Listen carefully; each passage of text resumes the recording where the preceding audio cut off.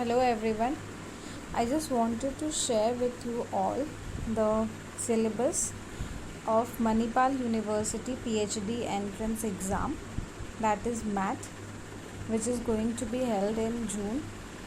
So I just received an application, I've just received a syllabus, and I just wanted to share with you all.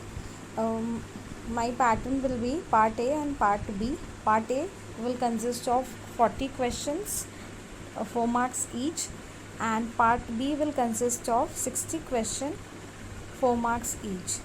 So uh, you can see, there are 3 disciplines. One is health science, the second one is science, technology and management, and the third one is humanities, liberal arts and social science. So my subject, that is commerce, will stand here, science, technology and management.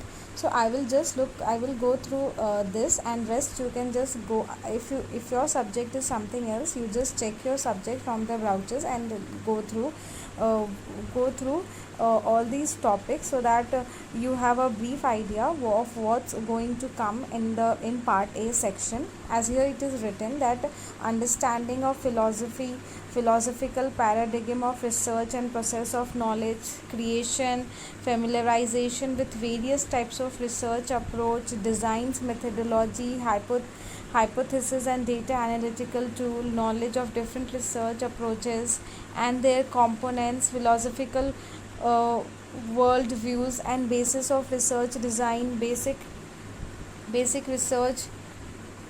So good research construction, world choice. So all these here it is written, and 3 reference book is also given. So if you want, you can go through these reference book. Like one is SAG publication, another one is Pearson Education Limited, New Delhi.